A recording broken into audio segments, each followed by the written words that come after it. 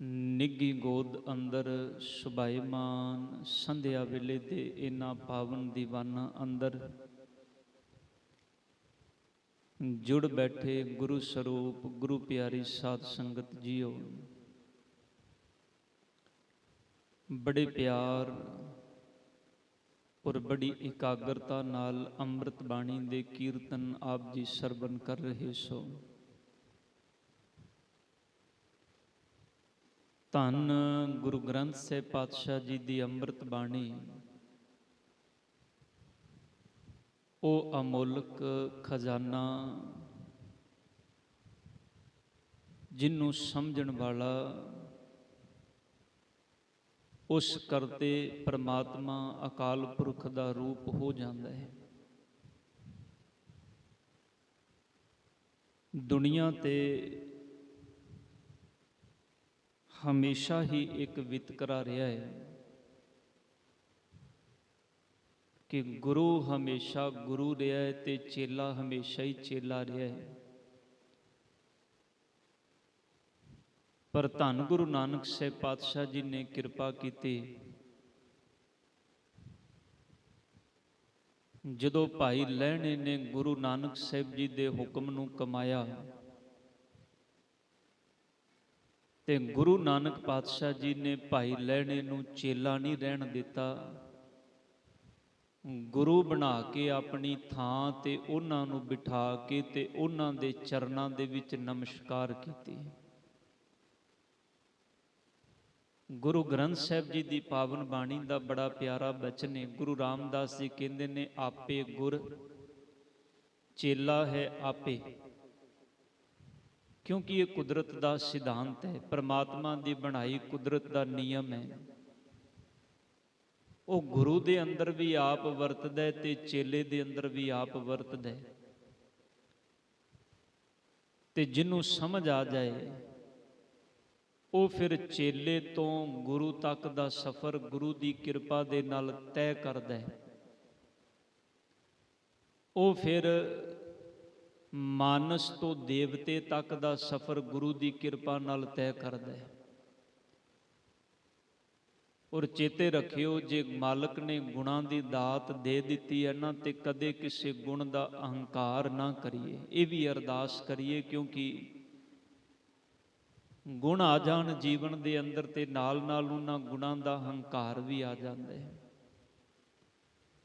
ਆਓ ਜਿਹੜੇ ਬਚਨ ਆਪਾਂ ਪਿਛਲੇ ਦੀਵਾਨਾਂ ਵਿੱਚ ਆਰੰਭ ਕੀਤੇ ਨੇ, ਤਕਰੀਬਨ ਪਿਛਲੇ 4 ਦੀਵਾਨ ਸਿੱਖ ਰਹਿਤ ਮਰਿਆਦਾ ਦੇ ਅੰਦਰੋਂ ਆਪਾਂ ਜੋ ਸਿੱਖ ਦੀ ਸ਼ਖਸੀ ਰਹਿਣੀ, 2 ਤਰ੍ਹਾਂ ਦੀ ਰਹਿਣੀ ਹੈ ਸਿੱਖ ਦੀ, ਇੱਕ ਸ਼ਖਸੀ ਰਹਿਣੀ ਤੇ ਇੱਕ ਪੰਥਕ ਰਹਿਣੀ। ਸ਼ਖਸੀ ਰਹਿਣੀ ਦਾ ਮਤਲਬ ਹੁੰਦਾ ਹੈ ਹਰ ਸਿੱਖ ਦਾ ਇੱਕ ਆਪਣਾ ਨਿੱਜੀ ਜੀਵਨ, ਜਿਹਨੂੰ ਅਸੀਂ ਕਹਿੰਦੇ ਆ ਪਰਸਨਲ ਲਾਈਫ। ਉਹ ਸਿੱਖ ਨੇ ਕਿਵੇਂ ਦੀ ਜਿਉਣੀ ਹੈ, ਤੇ ਉਹਦੇ ਅੰਦਰੋਂ ਅਸੀਂ ਜਿਹੜਾ ਪਹਿਲਾ ਕਨਸੈਪਟ ਸੀ, ਜਿਹਦੇ ਅੰਦਰ ਧੰਨ ਗੁਰੂ ਗ੍ਰੰਥ ਸਾਹਿਬ ਪਾਤਸ਼ਾਹ ਜੀ ਦੇ ਬਾਬਤ ਸਾਰੀਆਂ ਵਿਚਾਰਾਂ ਆਈਆਂ ਕਿ ਗੁਰੂਦੁਆਰੇ ਵਿੱਚ ਕਿਵੇਂ ਜਾਣਾ ਹੈ, ਸੰਗਤ ਵਿੱਚ ਬੈਠਣਾ ਕਿਵੇਂ ਹੈ, ਫਿਰ ਕੀਰਤਨ ਹੁਕਮ ਲੈਣਾ, ਸਾਧਾਰਨ ਪਾਠ, ਅਖੰਡ ਪਾਠ, ਇਹ ਸਾਰੀਆਂ ਮਰਿਆਦਾਵਾਂ ਆਪਾਂ ਸਮਝੀਆਂ ਵੀ ਇਹ ਕਿਵੇਂ ਕਿਵੇਂ ਸਿੱਖ ਨੇ ਆਪਣੇ ਜੀਵਨ ਵਿੱਚ ਨਿਭਾਣੀਆਂ ਨੇ। ਇਹ ਸਾਡੇ ਹਰ ਇੱਕ ਦੇ ਜੀਵਨ ਦਾ ਇੱਕ ਨਿੱਜੀ ਸਟੈਪ ਹੈ, ਪਰਸਨਲ ਲਾਈਫ ਹੈ, ਜਿਹਨੂੰ ਸ਼ਖਸੀ ਰਹਿਣੀ ਆਖਿਆ ਗਿਆ। ਔਰ ਸ਼ਖਸੀ ਰਹਿਣੀ ਦੇ ਅੰਦਰ ਇਹ ਪਹਿਲਾ ਪੁਆਇੰਟ ਸੀ ਨਾਮ ਬਾਣੀ ਦਾ ਅਭਿਆਸ। ਇਹ ਸਾਰੇ ਨੁਕਤੇ ਨਾਮ ਬਾਣੀ ਦੇ ਅਭਿਆਸ ਵਿੱਚ ਆਏ। ਹੁਣ ਸ਼ਖਸੀ ਰਹਿਣੀ ਦੇ ਅੰਦਰ ਜਿਹੜਾ ਦੂਜਾ ਪੁਆਇੰਟ ਹੈ ਉਹ ਹੈ ਗੁਰਮਤ ਦੀ ਰਹਿਣੀ। ਗੁਰਮਤ ਦੀ ਰਹਿਣੀ ਸਾਧ ਸੰਗਤ, ਇਹ ਇੰਜ ਕਹਿ ਲਓ ਵੀ most important part of human life, ਜਾਂ ਸਿੱਖ ਦੀ ਲਾਈਫ ਦਾ ਬੜਾ ਹੀ ਡੂੰਘਾ ਜਿਹੜਾ ਹੈ ਇਹ ਇੱਕ ਸਬਜੈਕਟ ਹੈ। ਗੁਰਮਤ ਦੀ ਰਹਿਣੀ ਕਿਵੇਂ ਦੀ ਹੋਣੀ ਚਾਹੀਦੀ ਹੈ। ਅੱਜ ਅਸੀਂ ਗੁਰੂ ਗ੍ਰੰਥ ਸਾਹਿਬ ਜੀ ਦੇ ਚਰਨਾਂ ਦੇ ਅੰਦਰ ਹਰ ਸਿੱਖ ਮੱਥਾ ਟੇਕਦਾ ਹੈ, ਹਰ ਸਿੱਖ ਸਿਰ ਝੁਕਾਉਂਦਾ ਹੈ। ਪਰ ਉਦੋਂ ਬੜੀ ਹੈਰਾਨੀ ਹੁੰਦੀ ਹੈ ਜਦੋਂ ਸਾਨੂੰ ਸੱਚ ਵਿੱਚ ਕੁਝ ਬੜੀਆਂ ਕਾਮਨ ਜੀਆਂ ਗੱਲਾਂ ਜਿਹੜੀਆਂ ਹੁੰਦੀਆਂ ਨੇ ਉਹਨਾਂ ਬਾਰੇ ਵੀ ਸਮਝ ਨਹੀਂ ਆਉਂਦੀ। ਉਹਨਾਂ ਚੀਜ਼ਾਂ ਕਰਕੇ ਫਿਰ ਤਰਸ ਵੀ ਬੜਾ ਆਉਂਦਾ ਹੈ ਅਗਲੇ ਬੰਦੇ ਤੇ ਹਾਸਾ ਵੀ ਬੜਾ ਆਉਂਦਾ ਵੀ ਕਮਾਲ ਹੈ, ਸਾਰੀ ਜ਼ਿੰਦਗੀ ਲੰਘ ਗਈ, ਮੱਥੇ ਟੇਕਦੇ ਹਾਂ, ਸਿਰ ਝੁਕਾਉਂਦੇ ਹਾਂ, ਪਰ ਅਸੀਂ ਹਾਸਲ ਕੀ ਕੀਤਾ ਹੈ ਕੌਮ ਨੇ ਸਾਡੀ ਨੇ। ਦਿਖਾਵੇ ਵਿੱਚ ਅਸੀਂ ਬਹੁਤ ਕੁਝ ਕਰਦੇ ਹਾਂ। ਸਾਧ ਸੰਗਤ ਬੜੇ ਦੀਵਾਨ ਵੀ ਸਜਦੇ ਨੇ ਹਰ ਮਹੀਨੇ, ਬੜੇ ਲੰਗਰ ਵੀ ਲੱਗਦੇ ਨੇ, ਬੜੇ ਨਗਰ ਕੀਰਤਨ ਵੀ ਹੁੰਦੇ ਨੇ, ਹਰ ਤਰ੍ਹਾਂ ਦਾ ਜਿਹੜੀ ਐਕਟੀਵਿਟੀ ਹੈ ਉਹ ਸਾਡੇ ਧਰਮ ਦੇ ਵਿੱਚ ਹੋ ਰਹੀ ਹੈ। ਪਰ ਅਸੀਂ ਕਦੀ ਇਸ ਚੀਜ਼ ਨੂੰ ਰਿਅਲਾਈਜ਼ ਨਹੀਂ ਕੀਤਾ ਹੈਗਾ, ਕਦੀ ਸੋਚਣ ਦਾ ਯਤਨ ਵੀ ਨਹੀਂ ਕੀਤਾ ਹੈਗਾ ਵੀ ਸਾਨੂੰ ਇਹਨਾਂ ਚੀਜ਼ਾਂ ਦੇ ਵਿੱਚੋਂ ਆਊਟਪੁੱਟ ਕੀ ਮਿਲਦੀ ਪਈ ਹੈ। ਜੇ ਇੰਨਾ ਕੁਝ ਕਰਨ ਤੋਂ ਬਾਅਦ ਵੀ ਸਾਨੂੰ ਕਾਮਨ ਜੀਆਂ ਗੱਲਾਂ ਸਮਝ ਵਿੱਚ ਨਾ ਆਉਣ, ਸਾਨੂੰ ਉਹ ਵੀ ਨਾ ਪਤਾ ਲੱਗਣ, ਤੇ ਫਿਰ ਇਹਦਾ ਮਤਲਬ ਹੈ ਅਸੀਂ ਸਿਰਫ ਬਾਹਰੀ ਤੌਰ ਤੇ ਕਰਮ ਤੇ ਕਰ ਰਹੇ ਹਾਂ, ਪਰ ਉਹਨਾਂ ਦੀ ਸੋਝੀ ਸਾਨੂੰ ਅਜੇ ਨਹੀਂ ਆਈ। ਅੱਜ ਤੁਸੀਂ ਗੁਰਮਤਿ ਦੀ ਰਹਿਣੀ ਦੇ ਅੰਦਰ ਇਹ ਸਾਰੇ ਪਾਠ ਵੇਖੋਗੇ। ਆਓ ਇਹਨੂੰ ਸਮਝਣ ਦਾ ਯਤਨ ਕਰੀਏ। ਪਹਿਲਾ ਪੁਆਇੰਟ ਹੈ ਕਿ ਸਿੱਖ ਦੀ ਆਮ ਰਹਿਣੀ ਕ੍ਰਿਤ ਵਿਰਤ ਗੁਰਮਤਿ ਅਨੁਸਾਰ ਹੋਵੇ। ਹੁਣ ਗੁਰਮਤਿ ਦੇ ਅਨੁਸਾਰ ਸਿੱਖ ਦੀ ਆਮ ਰਹਿਣੀ ਹੋਣੀ ਚਾਹੀਦੀ ਹੈ। ਕਿਰਤ ਵਿਰਤ ਹਰ ਕਰਮ ਜਿਹੜਾ ਹੈ ਉਹ ਗੁਰਮਤਿ ਦੇ ਅਨੁਸਾਰ ਹੋਣਾ ਚਾਹੀਦਾ ਹੈ। ਹੁਣ ਗੁਰਮਤਿ ਦਾ ਅਰਥ ਹੈ ਗੁਰੂ ਦੀ ਮੱਤ। ਧਿਆਨ ਦੇਣਾ, ਗੁਰਮਤਿ ਦਾ ਮਤਲਬ ਹੈ ਗੁਰੂ ਦੀ ਮੱਤ। ਤੇ ਗੁਰੂ ਦੀ ਮੱਤ ਉਦੋਂ ਸਮਝ ਆਏਗੀ ਜੇ ਗੁਰੂ ਨੂੰ ਪੜ੍ਹਿਆ ਹੋਏਗਾ। ਗੁਰੂ ਦੀ ਮੱਤ ਤੇ ਸੁਭਾਵਕ ਹੈ ਨਾ ਵੀ ਗੁਰੂ ਦੀ ਮੱਤ ਤੇ ਤਾਂ ਹੀ ਸਮਝ ਆਏਗੀ ਜੇ ਗੁਰੂ ਨੂੰ ਪੜਾਂਗੇ ਤੇ ਗੁਰੂ ਨੂੰ ਸਮਝਾਂਗੇ। ਤੇ ਹੁਣ ਇਹਦੇ ਅੰਦਰ ਜਿਹੜੇ ਪੁਆਇੰਟ ਨੇ, ਸਭ ਤੋਂ ਪਹਿਲਾ ਹੈ ਇੱਕ ਅਕਾਲ ਪੁਰਖ ਤੋਂ ਛੁੱਟ ਕਿਸੇ ਦੇਵੀ ਦੇਵਤੇ ਦੀ ਉਪਾਸਨਾ ਨਹੀਂ ਕਰਨੀ। ਸਿੱਖ ਨੇ ਕੀ ਕਰਨਾ ਹੈ? ਇੱਕ ਅਕਾਲ ਪੁਰਖ ਨੂੰ ਛੱਡ ਕੇ, ਇੱਕ ਅਕਾਲ ਪੁਰਖ ਤੋਂ ਛੁੱਟ ਕੇ ਕਿਸੇ ਦੇਵੀ ਦੇਵਤੇ ਦੀ ਉਪਾਸਨਾ ਨਹੀਂ ਕਰਨੀ। ਬੜਾ ਜ਼ਰੂਰੀ ਹੈ ਅੱਜ ਸਾਡੇ ਘਰਾਂ ਦੇ ਅੰਦਰ। ਮੈਂ ਪਿਛਲੀ ਵਾਰੀ ਵੀ ਜ਼ਿਕਰ ਕੀਤਾ ਸੀ ਵੀ ਤਸਵੀਰਾਂ ਆਮ ਲੱਗੀਆਂ ਹੁੰਦੀਆਂ ਨੇ। ਇੱਕ ਤੇ ਸਾਧ ਸੰਗਤ ਜੀ ਇਹ ਜਿਹੜੀਆਂ ਤਸਵੀਰਾਂ ਵਾਲਾ ਸਾਡੇ ਚੱਲਣ, ਇਹਨਾਂ ਦੇ ਤੋਂ ਬਾਹਰ ਨਿਕਲੀਏ। ਸਿੱਖ ਦਾ ਗੁਰੂ ਗੁਰੂ ਗ੍ਰੰਥ ਸਾਹਿਬ ਤੇ ਬੜਾ ਚੰਗਾ ਹੋਵੇ ਜੇ ਅੱਜ ਕੱਲ੍ਹ ਤੇ ਤੁਹਾਨੂੰ ਬਾਜ਼ਾਰ ਵਿੱਚੋਂ ਗੁਰੂ ਗ੍ਰੰਥ ਸਾਹਿਬ ਜੀ ਦੀਆਂ ਬੜੀਆਂ ਸੋਹਣੀਆਂ ਪੰਕਤੀਆਂ ਫਰੇਮ ਕੀਤੀਆਂ ਮਿਲ ਜਾਂਦੀਆਂ ਨੇ। ਬੜਾ ਚੰਗਾ ਹੋਵੇ ਘਰ ਦੀਆਂ ਦੀਵਾਰਾਂ ਤੇ ਫੋਟੋ ਨਾਲੋਂ ਚੰਗਾ ਤੁਸੀਂ ਉਹ ਸੋਹਣੀਆਂ ਗੁਰਬਾਣੀ ਦੀਆਂ ਪੰਕਤੀਆਂ ਆਪਣੀ ਦੀਵਾਰ ਤੇ ਲਾਓ। ਜਿੱਥੇ ਤੁਸੀਂ ਸੁੱਤੇ ਹੋਏ ਹੋ ਬੈੱਡਰੂਮ ਦੇ ਅੰਦਰ, ਸਵੇਰੇ ਉੱਠੋ, ਲਾਈਟ ਜਲਾਓ ਤੇ ਤੁਹਾਡੀ ਨਿਗਾਹ ਸਿੱਧੀ ਫਲੈਸ਼ ਜਿਹੜੀ ਅੱਖਾਂ ਦੀ ਉਹ ਉਹਨਾਂ ਪੰਕਤੀਆਂ ਤੇ ਪਵੇ। ਧਿਆਨ ਦਿਆ ਜੇ ਕਈ ਵਾਰੀ ਕੀ ਹੁੰਦਾ ਹੈ ਸਾਧ ਸੰਗਤ, ਤੁਸੀਂ ਇਸ ਚੀਜ਼ ਨੂੰ ਕਦੀ ਵੀ ਆਪਣੇ ਜੀਵਨ 'ਚ ਪ੍ਰੈਕਟੀਕਲ ਕਰਕੇ ਵੇਖਣਾ। ਜਦੋਂ ਆਪਾਂ ਸਵੇਰੇ ਉੱਠਦੇ ਆ ਨਾ, ਤੇ ਉੱਠਦਿਆਂ ਜਿਹੜਾ ਪਹਿਲਾ ਖਿਆਲ, ਪਹਿਲਾ ਥੋਟ ਸਾਡੇ ਮਾਈਂਡ ਵਿੱਚ ਆਉਂਦਾ ਹੈ, ਉਹ ਸਾਰਾ ਦਿਨ ਸਾਡੇ ਮਾਈਂਡ ਵਿੱਚ, ਦਿਮਾਗ ਵਿੱਚ ਘੁੰਮਦਾ ਹੀ ਰਹਿੰਦਾ ਹੈ। ਤੁਸੀਂ ਕਦੀ ਇਸ ਚੀਜ਼ ਨੂੰ ਪ੍ਰੈਕਟੀਕਲ ਕਰਕੇ ਵੇਖਣਾ। ਜਿਹੜੀ ਪਹਿਲੀ ਸੋਚ ਆਏਗੀ, ਤੇ ਜੇ ਤੁਸੀਂ ਗੁਰਬਾਣੀ ਦੀ ਪੰਕਤੀ ਨੂੰ ਸਾਹਮਣੇ ਪੜ੍ਹ ਲੈਂਦੇ ਹੋ ਪਹਿਲੇ ਉੱਠਦਿਆਂ ਨਾਲ ਹੀ, ਖਿਆਲ ਕਰਿਓ ਉਹ ਪੰਕਤੀ ਤੁਹਾਨੂੰ ਸਾਰਾ ਦਿਨ ਨਹੀਂ ਵਿਸਰੇਗੀ। ਉਹ ਪੰਕਤੀ ਤੁਹਾਨੂੰ ਸਾਰਾ ਦਿਨ ਚੇਤੇ ਰਹੇਗੀ। ਇਸ ਕਰਕੇ ਸਿੱਖ ਦਾ ਜਿਹੜਾ ਜੀਵਨ ਹੈ, ਪਹਿਲਾ ਪੁਆਇੰਟ ਹੈ ਗੁਰਮਤਿ ਦੀ ਰਹਿਣੀ ਦਾ, ਵੀ ਅਕਾਲ ਪੁਰਖ ਤੋਂ ਛੁੱਟ ਕੇ ਕਿਸੇ ਦੇਵੀ ਦੇਵਤੇ ਦੀ ਉਪਾਸਨਾ ਨਹੀਂ ਕਰਨੀ। ਸਤਿਕਾਰ ਸਿੱਖ ਨੇ ਸਾਰਿਆਂ ਦਾ ਕਰਨਾ ਹੈ।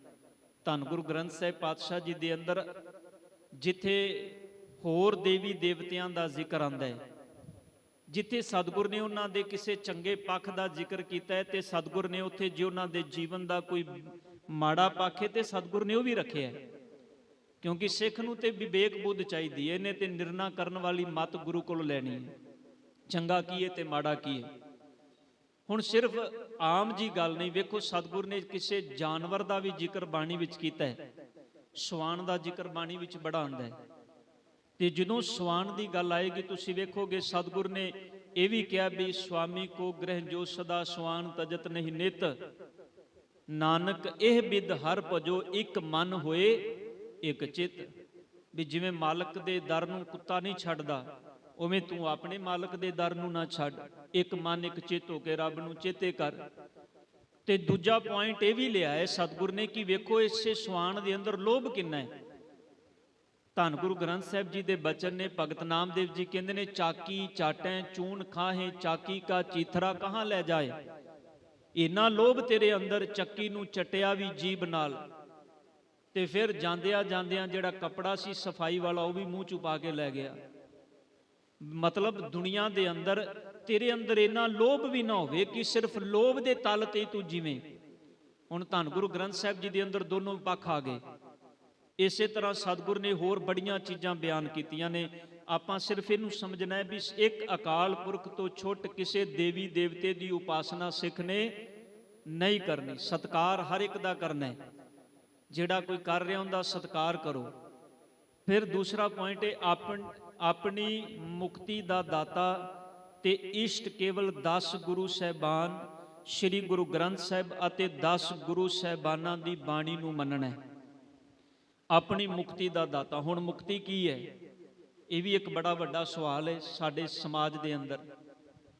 ਅਸੀਂ ਮੁਕਤੀ, ਜਦੋਂ ਸ਼ਬਦ ਆਉਂਦਾ ਨਾ ਮੁਕਤ ਹੋਣਾ, ਤੇ ਸਾਡੇ ਸਾਹਮਣੇ ਇੱਕਦਮ ਪਿਕਚਰ ਬਣ ਜਾਂਦੀ ਹੈ ਵੀ ਮਰਨ ਤੋਂ ਬਾਅਦ ਮੁਕਤੀ ਦੀ ਗੱਲ ਹੈ। ਸਾਧ ਸੰਗਤ, ਮੁਕਤ ਦਾ ਮਤਲਬ ਕੀ ਹੈ? ਮੁਕਤ ਨੂੰ ਜਦੋਂ ਤੁਸੀਂ ਇਹਨੂੰ ਸ਼ਬਦਾਂ ਦੇ ਵਿੱਚ ਬੰਨੋਗੇ, ਇਹਦਾ ਮੀਨਿੰਗ ਕੀ ਬਣਦਾ ਹੈ? ਆਜ਼ਾਦ ਹੋਣਾ। ਮੁਕਤੀ ਦਾ ਮਤਲਬ ਆਜ਼ਾਦੀ ਹੈ ਨਾ। ਹੁਣ ਕਿਹੜੀ ਚੀਜ਼ ਦੀ ਮੁਕਤੀ ਹੈ? ਮਰਨ ਤੋਂ ਬਾਅਦ ਤੇ ਬੰਦਾ ਨਜ਼ਰ ਹੀ ਨਹੀਂ ਆ ਰਿਹਾ ਕਿੱਧਰ ਗਿਆ ਹੈ। ਉਹਨੂੰ ਕਿਹੜੇ ਬੰਧਨ ਪਏ ਨੇ, ਕਿਸੇ ਨੇ ਵੇਖੇ ਨੇ ਜਾਂ ਕਿਸੇ ਨੇ ਦੱਸੇ ਨੇ ਅੱਜ ਤੱਕ ਆ ਕੇ? ਮਰਨ ਤੋਂ ਬਾਅਦ ਦੀ ਮੁਕਤੀ ਦਾ ਤੇ ਕਨਸੈਪਟ ਆਪਣੇ ਆਪ ਹੀ ਖਤਮ ਹੋ ਗਿਆ, ਕਿਉਂਕਿ ਪਤਾ ਹੀ ਨਹੀਂ ਬੰਦਾ ਕਿੱਥੇ ਗਿਆ। ਸਾਹਿਬ ਬਾਣੀ ਵਿੱਚ ਕਹਿੰਦੇ ਨੇ, ਕੋਈ ਵਾਹੈ ਕੋ ਬੀਜੈ ਕੋ ਪਾਏ ਖਲਹਾਨ, ਨਾਨਕ ਏਵ ਨਾ ਜਾਪਈ ਕਿੱਥੇ ਜਾਏ ਨਿਧਾਨ। ਸਤਿਗੁਰ ਕਹਿੰਦੇ ਨੇ ਪਤਾ ਹੀ ਨਹੀਂ ਬੰਦਾ ਗਿਆ ਕਿੱਥੇ ਹੈ। ਤੇ ਫਿਰ ਰੋਲਾ ਰੱਪਾ ਕਿਸ ਚੀਜ਼ ਦਾ ਵੀ ਹਾਂ ਉਹਦੇ ਮਰਨ ਤੋਂ ਬਾਅਦ ਆ ਕਰ ਦੇਣਾ ਚਾਹੀਦਾ, ਉਹ ਕਰ ਦੇਣਾ ਚਾਹੀਦਾ। ਇਹ ਸਭ ਜਿਹੜੇ ਨੇ ਪਖੰਡ ਨੇ। ਮੁਕਤੀ ਦਾ ਮਤਲਬ ਹੁੰਦਾ ਹੈ ਆਜ਼ਾਦੀ, ਫਰੀਡਮ। ਫਰੀਡਮ ਅਸੀਂ ਕਿਸ ਚੀਜ਼ ਤੋਂ ਲੈਣੀ ਹੈ? ਆਪਣੇ ਅੰਦਰ ਬੈਠੇ ਹੋਏ ਵਿਸ਼ੇ ਵਿਕਾਰਾਂ ਤੋਂ ਆਜ਼ਾਦ ਹੋਣਾ ਹੈ, ਬਾਹਰੀ ਬੰਧਨਾਂ ਤੋਂ ਆਜ਼ਾਦ ਹੋਣਾ ਹੈ ਜਿਹੜੇ ਸਾਨੂੰ ਪਏ ਹੋਏ ਨੇ। ਜਿਵੇਂ ਅਸੀਂ ਸਮੇਂ ਦੀ ਵਿਚਾਰ ਕਰਨੇ ਆ, ਮਾੜੇ ਚੰਗੇ ਸਮੇਂ ਦੀ ਵਿਚਾਰ ਕਰਨੇ ਆ। ਸ਼ਨੀਵਾਰ ਗੁਰਦੁਆਰਿਆਂ ਦੇ ਅੰਦਰ ਛੋਲੇ ਲੈ ਕੇ ਆ ਜਾਣਾ, ਲੱਡੂ ਲੈ ਕੇ ਆ ਜਾਣਾ, ਮੰਗਲਵਾਰ ਨੂੰ ਬੂੰਦੀ ਦਾ ਪ੍ਰਸ਼ਾਦ ਲੈ ਕੇ ਆ ਜਾਣਾ, ਇਹ ਕੀ ਨੇ? ਬੰਧਨ ਨੇ। ਇਹਨਾਂ ਤੋਂ ਮੁਕਤ ਹੋਣਾ ਹੈ ਸਿੱਖ ਨੇ। ਇਹਨਾਂ ਚੀਜ਼ਾਂ ਨੂੰ ਮਨ ਵਿੱਚ ਭਰਮ ਬਣਾ ਕੇ ਨਹੀਂ ਰੱਖਣਾ। ਆਪਣੀ ਮੁਕਤੀ ਦਾ ਦਾਤਾ ਕਿਹਨੂੰ ਮੰਨਣਾ ਹੈ? ਗੁਰੂ ਗ੍ਰੰਥ ਸਾਹਿਬ ਜੀ ਨੂੰ। ਤੇ ਗੁਰੂ ਗ੍ਰੰਥ ਸਾਹਿਬ ਜੀ ਤੋਂ ਇਲਾਵਾ ਕਿਸੇ ਹੋਰ ਨੂੰ ਆਪਣੀ ਮੁਕਤੀ ਦਾ ਦਾਤਾ ਨਹੀਂ ਮੰਨਣਾ। ਗੁਰੂ ਗ੍ਰੰਥ ਸਾਹਿਬ ਚ 10 ਗੁਰੂ ਸਾਹਿਬਾਨਾਂ ਦੀ, ਗੁਰੂ ਪਿਆਰਿਆਂ ਦੀ ਬਾਣੀ ਹੈ, 35 ਮਹਾਂਪੁਰਖਾਂ ਦੀ। ਉਸ ਬਾਣੀ ਨੂੰ ਆਪਣੇ ਜੀਵਨ ਦਾ ਆਧਾਰ ਬਣਾਉਣਾ ਹੈ। ਫਿਰ ਤੀਜਾ ਪੁਆਇੰਟ ਹੈ 10 ਗੁਰੂ ਸਾਹਿਬਾਨ ਨੂੰ ਇੱਕੋ ਜੋਤ ਦਾ ਪ੍ਰਕਾਸ਼, ਇੱਕੋ ਰੂਪ ਕਰਕੇ ਮੰਨਣਾ ਹੈ। ਗੁਰੂ ਨਾਨਕ ਸਾਹਿਬ ਜੀ ਤੋਂ ਲੈ ਕੇ ਗੁਰੂ ਗੋਬਿੰਦ ਸਿੰਘ ਪਾਤਸ਼ਾਹ ਜੀ ਤੱਕ 10 ਗੁਰੂ ਸਾਹਿਬਾਨਾਂ ਨੂੰ ਇੱਕ ਰੂਪ ਕਰਕੇ ਜਾਣਨਾ ਹੈ। ਕਦੀ ਵਿਤਕਰਾ ਨਹੀਂ ਕਰਨਾ। ਅਸੀਂ ਕਰਨੇ ਆ ਸਾਧ ਸੰਗਤ, ਇਹ ਮੈਂ ਇਸ ਕਰਕੇ ਕਹਿ ਰਿਹਾ ਕਰਨੇ ਆ ਕਿਉਂਕਿ ਤੁਸੀਂ ਵੇਖੋ ਜਿੱਦਣ ਗੁਰੂ ਨਾਨਕ ਸਾਹਿਬ ਜੀ ਦਾ ਪ੍ਰਕਾਸ਼ ਪੁਰਬ ਆਏਗਾ ਨਾ, ਗੁਰਦੁਆਰੇ ਦੇ ਅੰਦਰ ਮੱਥਾ ਟੇਕਣ ਲੱਗਿਆ ਵੀ ਸੰਗਤ ਨੂੰ ਅੱਧਾ ਘੰਟਾ ਲੱਗਦਾ ਹੈ। ਤੇ ਜਿੱਦਣ ਗੁਰੂ ਗੋਬਿੰਦ ਸਿੰਘ ਜੀ ਦਾ ਪ੍ਰਕਾਸ਼ ਪੁਰਬ ਆਏਗਾ, ਉਹ ਦਿਨ ਗਿਣਤੀ ਦੇ ਸਿੱਖ ਹੁੰਦੇ ਨੇ ਗੁਰਦੁਆਰਿਆਂ ਦੇ ਅੰਦਰ। ਇਹਦਾ ਮਤਲਬ ਇਹ ਸਾਡੇ ਮਨ ਵਿੱਚ ਕੋਈ ਵਿਤਕਰਾ ਤੇ ਹੈ ਨਾ। ਅਸੀਂ ਖਿਆਲ ਕਰਿਓ ਪ੍ਰਬੰਧਕੀ ਤੌਰ ਤੇ ਵੀ ਇਹ ਵਿਤਕਰੇ ਲੈ ਕੇ ਚੱਲਨੇ ਆ। ਅਸੀਂ ਗੁਰੂ ਨਾਨਕ ਸਾਹਿਬ ਜੀ ਦੇ ਗੁਰਪੁਰਬ ਨੂੰ ਬੜੇ ਵੱਡੇ ਪੱਧਰ ਤੇ ਮਨਾਵਾਂਗੇ, ਤੇ ਜਿੱਦਣ ਗੁਰੂ ਅੰਗਦ ਸਾਹਿਬ ਜੀ ਦਾ ਪ੍ਰਕਾਸ਼ ਪੁਰਬ ਆਏਗਾ ਉਹਨੂੰ ਫਿਰ ਅਸੀਂ ਬੜੇ ਛੋਟੇ ਪੱਧਰ ਤੇ। ਹਰ ਗੁਰਪੁਰਬ ਨੂੰ ਇੱਕੋ ਪੱਧਰ ਤੇ ਮਨਾਓ ਤਾਂ ਕਿ ਹਰ ਸਿੱਖ ਦੇ ਮਨ ਦੇ ਅੰਦਰ ਭਾਵਨਾ ਬਣ ਜਾਏ। ਭਾਈ ਸਾਹਿਬ ਭਾਈ ਨੰਦ ਲਾਲ ਜੀ ਦੇ ਬੜੇ ਪਿਆਰੇ ਬੋਲ ਨੇ। ਇਹਦਾ ਮਤਲਬ ਇਹ ਅੱਜ ਹੀ ਨਹੀਂ, ਇਹ ਗੁਰੂ ਸਾਹਿਬਾਨਾਂ ਦੇ ਵਕਤ ਵੀ ਐਸੀ ਪਰੰਪਰਾ ਚੱਲ ਗਈ ਸੀ ਵੀ ਲੋਕ ਗੁਰੂਆਂ ਦੇ ਅੰਦਰ ਫਰਕ ਕਰਨ ਲੱਗ ਪਏ ਸਨ। ਭਾਈ ਸਾਹਿਬ ਭਾਈ ਨੰਦ ਲਾਲ ਜੀ ਨੂੰ ਕਹਿਣਾ ਪਿਆ, ਹਮੂ ਨਾਨਕ ਅਸਤ, ਹਮੂ ਅੰਗਦ ਅਸਤ, ਹਮੂ ਅਮਰਦਾਸ ਅਫਜ਼ਲੋ ਅਮਜ਼ਦ ਅਸਤ, ਹਮੂ ਰਾਮਦਾਸੋ, ਹਮੂ ਅਰਜਨ ਗੁਰੂ, ਹਮੂ ਹਰ ਗੋਬਿੰਦ ਅਹਸਨ ਐਸਨ ਹਸਤ। ਉੱਥੇ ਸਾਰੇ ਗੁਰੂ ਸਾਹਿਬਾਨਾਂ ਨੂੰ ਇੱਕ ਜਗ੍ਹਾ ਤੇ ਖੜਾ ਕਰ ਦਿੱਤਾ ਭਾਈ ਸਾਹਿਬ ਭਾਈ ਨੰਦ ਲਾਲ ਜੀ ਨੇ, ਤੇ ਅੰਤ ਵਿੱਚ ਜਾ ਕੇ ਆਖਿਆ, ਹਮੂ ਗੋਬਿੰਦ, ਹਮੂ ਨਾਨਕ ਅਸਤ, ਹਮੂ ਰਤਨ ਮਾਨਕ। ਧੰਨ ਗੁਰੂ ਗ੍ਰੰਥ ਸਾਹਿਬ ਪਾਤਸ਼ਾਹ ਜੀ ਦੇ ਬਾਬਤ ਜਿਹੜੀ ਵਿਚਾਰ ਇੱਥੇ ਗੁਰਮਤਿ ਦੀ ਰਹਿਣੀ ਦੇ ਅੰਦਰ ਏ, ਉਹਨੂੰ ਭਾਈ ਨੰਦ ਲਾਲ ਜੀ ਸਾਡੇ ਸਾਹਮਣੇ ਰੱਖ ਰਹੇ ਨੇ ਵੀ ਵਿਤਕਰਾ ਨਾ ਕਰ ਕੋਈ। 10 ਗੁਰੂ ਸਾਹਿਬਾਨਾਂ ਦੇ ਅੰਦਰ ਕੋਈ ਵਿਤਕਰਾ ਨਹੀਂ ਕਰਨਾ। ਹਾਂ, ਸਮੇਂ-ਸਮੇਂ ਨਾਲ ਜਿਵੇਂ ਜਿਵੇਂ ਸਮਾਂ ਤਬਦੀਲ ਹੁੰਦਾ ਰਿਹਾ ਹੈ, ਗੁਰੂ ਨਾਨਕ ਪਾਤਸ਼ਾਹ ਜੀ ਦੇ ਵਕਤ ਸਾਰੀ ਵਿਚਾਰ ਚਰਚਾ ਓਨਲੀ ਡਿਬੇਟਸ ਤੇ ਸੀ, ਚਰਚਾ ਸੀ। ਗੁਰੂ ਅਰਜਨ ਸਾਹਿਬ ਜੀ ਦੇ ਸਮੇਂ ਤੱਕ ਆਮ ਲੋਕਾਂ ਨੂੰ, ਦੂਜੇ ਧਰਮ ਦੇ ਲੋਕਾਂ ਨੂੰ, ਜਾਂ ਜਿਹੜੇ ਉਸ ਵੇਲੇ ਸ਼ਾਸਕ ਸਨ, ਜਿਨ੍ਹਾਂ ਦਾ ਉਸ ਸਮੇਂ ਬਾਦਸ਼ਾਹੀਆਂ ਸੀ ਜਿਨ੍ਹਾਂ ਦੀਆਂ, ਉਹਨਾਂ ਨੂੰ ਇਹ ਮਹਿਸੂਸ ਹੋਣ ਲੱਗਾ, ਜਾਂ ਜਿਹੜੇ ਗੁਰੂ ਦੀ ਵਿਚਾਰਧਾਰਾ ਦੇ ਦੋਖੀ ਸਨ, ਕਿਉਂਕਿ ਜਦੋਂ ਇੱਕ ਚੰਗੀ ਚੀਜ਼ ਹੋਏਗੀ ਤੇ ਉਸ ਚੀਜ਼ ਨੂੰ ਕੰਡੈਮ ਕਰਨ ਦੇ ਲਈ ਉਹਦੇ ਚਾਰ ਚੁਫੇਰੇ ਹੋਰ ਚੀਜ਼ਾਂ ਬੜੀਆਂ ਖੜੀਆਂ ਹੋ ਜਾਣਗੀਆਂ। ਉਹਨਾਂ ਨੇ ਫਿਰ ਬੜੀਆਂ ਜਾ ਕੇ ਸਰਕਾਰੇ ਦਰਬਾਰੇ ਚੁਗਲੀਆਂ ਕੀਤੀਆਂ ਵੀ ਗੁਰੂ ਨਾਨਕ ਦੇ ਘਰ ਵਿੱਚ ਇਹ ਹੋ ਰਿਹਾ, ਇਹ ਕੁਝ ਹੋ ਰਿਹਾ, ਤੁਹਾਡੇ ਧਰਮ ਨੂੰ ਖਤਰਾ ਹੈ। ਬੜੀਆਂ ਐਸੀਆਂ ਚਰਚਾਵਾਂ ਹੋਈਆਂ। ਅਕਬਰ ਵੇਲੇ ਵੀ ਗੁਰੂ ਪਾਤਸ਼ਾਹ ਜੀ ਨੂੰ, ਭਾਈ ਜੇਠਾ ਜੀ ਨੂੰ, ਭਾਈ ਗੁਰਦਾਸ ਜੀ ਨੂੰ ਭੇਜਣਾ ਪਿਆ। ਧੰਨ ਗੁਰੂ ਅਮਰਦਾਸ ਪਾਤਸ਼ਾਹ ਜੀ ਨੇ ਭਰੇ ਦਰਬਾਰ ਵਿੱਚ ਅਕਬਰ ਦੇ ਨਾਲ ਮੁਲਾਕਾਤ ਲਈ ਭੇਜਿਆ, ਕਿਉਂਕਿ ਕੁਝ ਸ਼ੰਕੇ ਸਨ ਅਕਬਰ ਦੇ ਮਨ ਵਿੱਚ। ਸ਼ੰਕੇ ਦੂਰ ਹੋਏ ਤੇ ਅਕਬਰ ਗੋਇੰਦਵਾਲ ਦੀ ਧਰਤੀ ਤੇ ਆ ਕੇ ਗੁਰੂ ਅਮਰਦਾਸ ਸਾਹਿਬ ਜੀ ਦੇ ਦਰਸ਼ਨ ਵੀ ਕਰਦਾ ਹੈ, ਪੰਗਤ ਵਿੱਚ ਬਹਿ ਕੇ ਲੰਗਰ ਵੀ ਛਕਦਾ। ਕਮਾਲ ਦੀ ਗੱਲ ਹੈ, ਇੱਕ ਹਿੰਦੁਸਤਾਨ ਦਾ ਬਾਦਸ਼ਾਹ ਤੇ ਪੰਗਤ ਦੇ ਵਿੱਚ ਬਹਿ ਕੇ ਲੰਗਰ ਛਕ ਰਿਹਾ। ਤੇ ਖਿਆਲ ਕਰਿਓ, ਅੱਜ ਕੋਈ ਲੀਡਰ ਹੀ ਆ ਜਾਏ ਜਿਨੇ ਸਾਰਾ ਸਾਲ ਕਦੀ ਗੁਰਦੁਆਰੇ ਮੱਥਾ ਨਾ ਟੇਕਿਆ ਹੋਵੇ ਤੇ ਆਇਆ ਕਿਦੋਂ 5 ਸਾਲਾਂ 'ਚ ਇੱਕ ਵਾਰ ਜਦੋਂ ਵੋਟ ਲੈਣੀ ਹੋਵੇ, ਤੇ ਅਸੀਂ ਉਹਨੂੰ ਵੀ ਕਹਿੰਦੇ ਆ ਵੀ ਤੁਸੀਂ ਵੱਖਰੇ ਬਹਿ ਜਾਓ ਆਫਿਸ ਵਿੱਚ, ਤੁਹਾਡੇ ਲਈ ਲੈ ਕੇ ਆਨੇ ਆ ਅਸੀਂ ਪ੍ਰਸ਼ਾਦਾ ਪਾਣੀ, ਉੱਥੇ ਤੁਹਾਨੂੰ ਛਕਾਵਾਂਗੇ। ਅਸੀਂ ਆਪਣੇ ਆਪ ਹੀ ਵਿਤਕਰੇ ਖੜੇ ਕਰਨੇ ਸ਼ੁਰੂ ਕਰ ਦਿੱਤੇ, ਜਦ ਕਿ ਗੁਰੂ ਘਰ ਦੇ ਲੰਗਰ ਦੀ ਮਰਿਆਦਾ ਹੈ। ਹਰ ਚੀਜ਼ ਮਰਿਆਦਾ ਦੇ ਵਿੱਚ ਅਸੀਂ ਜਦੋਂ ਲੈ ਕੇ ਚੱਲਾਂਗੇ, ਉਹਨੇ ਗੁਰੂ ਦੇ ਨੇੜੇ ਹੋਵਾਂਗੇ। ਹੁਣ ਜਦੋਂ ਇਹ ਬਚਨ ਆਏ ਤੇ ਸਤਿਗੁਰੂ ਗੁਰੂ ਗ੍ਰੰਥ ਸਾਹਿਬ ਪਾਤਸ਼ਾਹ ਜੀ ਦੇ ਅੰਦਰੋਂ ਵੀ 10 ਗੁਰੂ ਸਾਹਿਬਾਨਾਂ ਨੂੰ ਇੱਕੋ ਜੋਤ ਕਰਕੇ ਮੰਨਣਾ, ਕੋਈ ਵਿਤਕਰਾ ਨਹੀਂ ਕਰਨਾ। ਇਹ ਨਹੀਂ ਮੰਨਣ ਕਹਿਣਾ ਵੀ ਗੁਰੂ ਨਾਨਕ ਸਾਹਿਬ ਜੀ ਵੱਖਰੇ ਨੇ ਤੇ ਗੁਰੂ ਅਰਜੁਨ ਦੇਵ ਜੀ ਵੱਖਰੇ ਨੇ ਤੇ ਗੁਰੂ ਗੋਬਿੰਦ ਸਿੰਘ ਜੀ ਵੱਖਰੇ ਨਹੀਂ। ਸਮੇਂ ਦੇ ਨਾਲ ਨਾਲ ਜੋ ਕੁਝ ਹੁੰਦਾ ਰਿਹਾ, ਗੁਰੂ ਅਰਜਨ ਸਾਹਿਬ ਜੀ ਦੀ ਸ਼ਹਾਦਤ ਹੋਈ ਤੇ ਗੁਰੂ ਹਰਗੋਬਿੰਦ ਸਾਹਿਬ ਜੀ ਤਖਤ ਤੇ ਬੈਠਦੇ ਨੇ ਤੇ ਅਕਾਲ ਤਖਤ ਦੀ ਸਿਰਜਣਾ ਕਰਦੇ ਨੇ, ਕਿਉਂਕਿ ਬਾਦਸ਼ਾਹੀ ਦੇ ਤਖਤ ਦੇ ਬਰਾਬਰ ਤਖਤ ਖੜਾ ਕਰਨਾ ਸੀ, ਕਿਉਂਕਿ ਚੁਣੌਤੀ ਦੇਣੀ ਸੀ ਉਸ ਹਕੂਮਤ ਨੂੰ ਜਿਹੜੀ ਕਹਿੰਦੀ ਸੀ ਵੀ ਲੋਕਾਂ ਦਾ ਖੂਨ ਚੂਸ ਲਓ, ਲੋਕਾਂ ਨੂੰ ਮਾਰ ਦਿਓ, ਖਤਮ ਕਰ ਦਿਓ, ਆਪਣਾ ਝੰਡਾ ਕਾਇਮ ਕਰ ਲਓ। ਗੁਰੂ ਹਰਗੋਬਿੰਦ ਸਾਹਿਬ ਨੇ ਆਖਿਆ ਨਹੀਂ, ਤੁਹਾਡੇ ਤਖਤ ਦੇ ਬਰਾਬਰ ਅਸੀਂ ਵੀ ਇੱਕ ਤਖਤ ਸਾਜਿਆ, ਉਹ ਅਕਾਲ ਤਖਤ ਹੈ। ਲੋਕਾਂ ਨੇ ਹੁਣ ਬਾਦਸ਼ਾਹਾਂ ਦੇ ਕੋਲੋਂ ਜਾਣਾ ਬੰਦ ਕਰ ਦਿੱਤਾ, ਗੁਰੂ ਹਰਗੋਬਿੰਦ ਸਾਹਿਬ ਜੀ ਕੋਲ ਆਉਣਾ ਸ਼ੁਰੂ ਹੋ ਗਏ। 4 ਜੰਗਾਂ ਗੁਰੂ ਹਰਗੋਬਿੰਦ ਸਾਹਿਬ ਜੀ ਨੇ ਵੀ ਲੜੀਆਂ, 14 ਜੰਗਾਂ ਧੰਨ ਗੁਰੂ ਗੋਬਿੰਦ ਸਿੰਘ ਪਾਤਸ਼ਾਹ ਜੀ ਨੂੰ ਵੀ ਲੜਨੀਆਂ ਪਈਆਂ। ਪਰ ਉਹਨਾਂ ਜੰਗਾਂ ਦੇ ਇਹ ਕਾਰਨ ਇਹ ਨਹੀਂ ਸਨ ਜੋ ਆਮ ਬਾਦਸ਼ਾਹੀਆਂ ਦੀਆਂ ਜੰਗਾਂ ਦੇ ਕਾਰਨ ਹੁੰਦੇ ਨੇ। ਇੱਕ ਮੁਲਕ ਦੂਜੇ ਮੁਲਕ ਤੇ ਤਾਂ ਹਮਲਾ ਕਰਦਾ ਹੈ ਕਿਉਂਕਿ ਉਹ ਚਾਹੁੰਦਾ ਹੈ ਵੀ ਦੂਜੇ ਮੁਲਕ ਦੀ ਜ਼ਮੀਨ ਜਾਇਦਾਦ ਉਹ ਆਪਣੇ ਕਬਜ਼ਾ ਕਰ ਲੈ। ਇੱਕ ਰਾਜਾ ਦੂਜੇ ਰਾਜੇ ਤੇ ਤਾਂ ਆਕਰਮਣ ਕਰਦਾ ਤਾਂ ਕਿ ਉਹਦੇ ਰਾਜ ਸੱਤਾ ਉਹਦੇ ਕੋਲ ਆ ਜਾਏ। ਪਰ ਗੁਰੂ ਗੋਬਿੰਦ ਸਿੰਘ ਪਾਤਸ਼ਾਹ ਜੀ ਨੇ ਜੇ ਜੰਗਾਂ ਲੜੀਆਂ ਵੀ ਨੇ, ਉਹ ਕਿਸੇ ਜਰ ਜੋਰੂ ਜਾਂ ਜ਼ਮੀਨ ਲਈ ਲੜੀਆਂ ਹੋਈਆਂ ਜੰਗਾਂ ਨਹੀਂ ਸਨ, ਉਹ ਮਾਨਵਤਾ ਦੇ ਭਲੇ ਲਈ ਲੜੀਆਂ ਜੰਗਾਂ ਸਨ। ਇਸ ਕਰਕੇ 10 ਗੁਰੂ ਸਾਹਿਬਾਨਾਂ ਨੂੰ ਵੱਖ ਕਰਕੇ ਨਹੀਂ ਜਾਣਨਾ। ਫਿਰ ਅਗਲਾ ਪੁਆਇੰਟ ਹੈ ਜਾਤ ਪਾਤ ਛੂਤ ਛਾਤ ਜੰਤਰ ਮੰਤਰ ਤੰਤਰ। ਹੁਣ ਆਹ ਚੀਜ਼ ਬੜੀ ਜ਼ਰੂਰੀ ਹੈ, ਸਾਡੇ ਸਮਾਜ ਵਿੱਚ ਇਹਨਾਂ ਚੀਜ਼ਾਂ ਦਾ ਬੜਾ ਬੋਲਬਾਲਾ ਹੈ। ਅਸੀਂ ਜਿੰਨੇ ਬੈਠੇ ਹਾਂ ਗੁਰੂ ਘਰ ਵਿੱਚ, ਜਦੋਂ ਸਾਨੂੰ ਕੋਈ ਸਾਡਾ ਨਾਮ ਪੁੱਛਦਾ ਤਾਂ ਅਸੀਂ ਕੀ ਕਹਿੰਦੇ ਆ? ਫਲਾਣਾ ਸਿੰਘ ਆਲੂਵਾਲੀਆ, ਫਲਾਣਾ ਸਿੰਘ, ਅੱਗੇ ਜੋ ਵੀ ਸਾਡੀ ਕਾਸਟ ਹੈ ਲਾ ਕੇ ਦੱਸਨੇ ਆ ਨਾ ਕਿ ਧੰਨ ਗੁਰੂ ਗੋਬਿੰਦ ਸਿੰਘ ਪਾਤਸ਼ਾਹ ਜੀ ਨੇ ਸਾਨੂੰ ਕਿਹਾ ਹੈ ਵੀ ਤੂੰ ਆਪਣੀ ਕਾਸਟ ਲਾ ਕੇ ਦੱਸ। ਸਾਨੂੰ ਬੜਾ ਪਿਆਰਾ ਲਫ਼ਜ਼ ਦਿੱਤਾ ਹੈ, ਬੱਚੇ ਨੂੰ ਸਿੰਘ ਤੇ ਬੱਚੀ ਨੂੰ ਕੌਰ। ਸਿੰਘ ਦਾ ਮਤਲਬ ਸਾਰੇ ਜਾਣਦੇ ਆ ਤੇ ਕੌਰ ਦਾ ਮਤਲਬ ਹੁੰਦਾ ਹੈ ਪ੍ਰਿੰਸੈਸ, ਮਹਾਰਾਣੀ।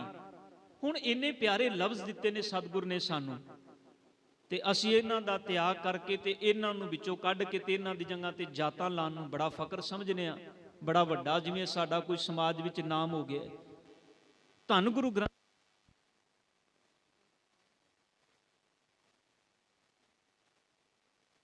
ਅਮਰਦਾਸ ਜੀ ਕਹਿੰਦੇ ਨੇ, ਜਾਤ ਕਾ ਗਰਬ ਨਾ ਕਰ ਮੂਰਖ ਗਵਾਰਾ, ਇਸ ਗਰਬ ਤੇ ਚਲੇ ਬਹੁਤ ਵਿਕਾਰਾ। ਭਲਿਆ ਜਾਤ ਦਾ ਹੰਕਾਰ ਨਾ ਕਰ, ਪੰਜ ਤਤ ਕਰ ਮਾਲਕ ਨੇ ਆ ਜਿਹੜੀ ਦੇਹੀ ਸਾਜੀਏ। ਪਾਤਸ਼ਾਹ ਜੀ ਕਹਿੰਦੇ ਨੇ ਕਿਸੇ ਦੇ ਅੰਦਰ ਸੱਚ ਵਿੱਚ ਕੋਈ ਛੇਵਾਂ ਵੱਖਰਾ 5 ਤਤ ਪ੍ਰਮਾਤਮਾ ਨੇ ਅੰਦਰ ਪਾਏ। ਤੇ ਜੇ ਕਿਸੇ ਦੇ ਅੰਦਰ ਕੋਈ ਕਹਿੰਦਾ ਵੀ ਮੇਰੀ ਜਾਤ ਉੱਚੀ ਹੈ, ਤੇ ਗੁਰੂ ਅਮਰਦਾਸ ਜੀ ਕਹਿੰਦੇ ਨੇ ਕਿ ਤੇਰੇ ਅੰਦਰ 6 ਤਤ ਜਾਂ 10 ਤਤ ਨੇ, ਤੇਰੇ ਅੰਦਰ ਵੀ ਤੇ ਉਨੇ ਹੀ ਨੇ ਨਾ। ਹੁਣ ਇੱਥੇ ਪੁਆਇੰਟ ਹੈ ਜਾਤ ਪਾਤ ਛੂਤ ਛਾਤ। ਸੰਗਤ ਵਿੱਚ ਬੈਠੇ ਸਾਡੇ ਨੇੜੇ ਕੋਈ ਐਸਾ ਬੰਦਾ ਆ ਕੇ ਬੈਠ ਗਿਆ ਜਿੰਦੇ ਕੱਪੜੇ ਬੜੇ ਪੁਰਾਣੇ ਹੋਣ ਜਾਂ ਲੰਗਰ ਛਕ ਰਹੇ ਹਾਂ ਤੇ ਕੋਈ ਅਨ ਕਾਸਟ ਅਨ ਧਰਮੀ ਬੰਦਾ ਆ ਕੇ ਬਹਿ ਗਿਆ, ਜਿਹੜਾ ਵੇਖਣ ਨੂੰ ਬੜਾ ਗਰੀਬੜਾ ਜਿਹਾ ਹੈ, ਤੇ ਅਸੀਂ ਉਹਦੇ ਤੋਂ ਦੂਰ ਹੋ ਕੇ ਬੈਠਣਾ ਸ਼ੁਰੂ ਕਰ ਦਈਏ ਵੀ ਨਹੀਂ ਇਹ ਪਤਾ ਨਹੀਂ ਕਿਹੜਾ ਬੰਦਾ, ਮੇਰੀ ਸ਼ਾਨ ਵਿੱਚ ਕਿਤੇ ਕੋਈ ਫਰਕ ਨਾ ਪੈ ਜਾਏ। ਤੇ ਮਰਿਆਦਾ ਹੈ ਵੀ ਜਾਤ ਪਾਤ ਛੂਤ ਛਾਤ ਜੰਤਰ ਮੰਤਰ ਤੰਤਰ, ਇਹ ਜਿਹੜੇ ਜੰਤਰ ਮੰਤਰ ਜਾਦੂ ਟੂਣੇ ਹੁੰਦੇ ਨੇ ਬੜੇ ਨੇ ਸਾਡੇ ਸਮਾਜ ਵਿੱਚ, ਔਰ ਅਸੀਂ ਬੜੇ ਭਰਮ ਵੀ ਰੱਖਦੇ ਹਾਂ ਇਹਨਾਂ ਚੀਜ਼ਾਂ ਦਾ ਆਪਣੇ ਮਨਾਂ ਵਿੱਚ।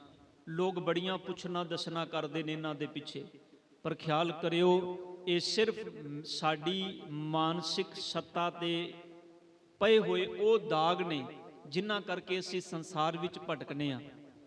ਇਹ ਹੁੰਦੀ ਮੈਂਟਲੀ ਪ੍ਰੋਬਲਮ ਹੈ, ਕਿਸੇ ਵੀ ਬੰਦੇ ਨੂੰ ਹੋਵੇ।